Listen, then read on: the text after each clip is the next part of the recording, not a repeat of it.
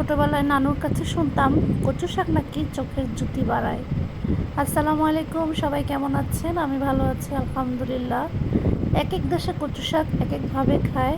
আমাদের দেশে কিভাবে খায় সেটা শেয়ার করার জন্য আমি আজকে এসে পড়লাম।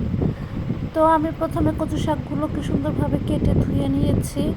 এখন এতে দিয়ে দিচ্ছি মশারি ডাল। কচু শাকে মশারি ডাল দিলে কিন্তু খুবই ভালো লাগে। এরপর আমি দিচ্ছি রসুন বাটা। রসুন বাটাটা একটু বাড়িয়ে দিব। এখন দিচ্ছি আদা বাটা, হলুদের গুঁড়া, হলুদের গুঁড়াও দিচ্ছি বেশি করে একটু, যেহেতু এটা শাক হলুদের গুঁড়া একটু বেশি লাগবে। মরিচের গুঁড়া দিয়েছি, লবণ দিয়েছি, জিরার গুঁড়া দিয়ে দিয়েছি। দেখেন অনেকগুলা হয়েছে, কিন্তু আসলে অনেকগুলো থাকবে না। এই দেখেন কি হয়েছে, সব অল্প হয়ে গেছে। আসলে শাক জিনিসটাই এরকম, দেখতে কিন্তু পরিমাপে বেশি মনে হয়, কিন্তু হওয়ার পর একদম কমে যায়। এখন আমি দিয়ে দিয়েছি কাঁচা মরিচ। আমার শাকগুলো সিদ্ধ হয়ে গেছে, ডালটাও ফুটে গেছে।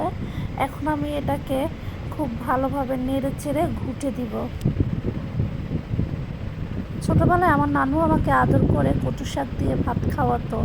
আর যদি আমি খেতে না যেতাম বলতো কি কচু শাক নাকি চোখের জ্যোতি বাড়ায়।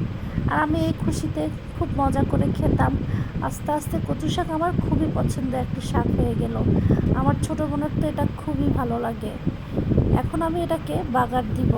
বাগার দেওয়ার জন্য আমি একটি প্যানে দিয়ে দিয়েছি পেঁয়াজ কুচি। এখন দিয়ে দিচ্ছি সয়াবিন তেল, এরপর রসুন কুচি। এখন শুকনো মরিচ দিব কিছু। পেঁয়াজটা লাল হয়ে গেলে এতে আমি আমার কচু শাকগুলো দিয়ে দিব। কচু জাতীয় জিনিসের মধ্যে রসুন বাটাটা একটু বেশি দিতে হয়, তাহলে চুলকায় না। না হলে অনেক সময় দেখা যায় গলা চুলকায়। এই তো আমার কচু শাকটা হয়ে গিয়েছে। আবার দেখা হবে ইনশাল্লাহ নতুন কোনো ভিডিওতে। সে পর্যন্ত ভালো থাকবেন।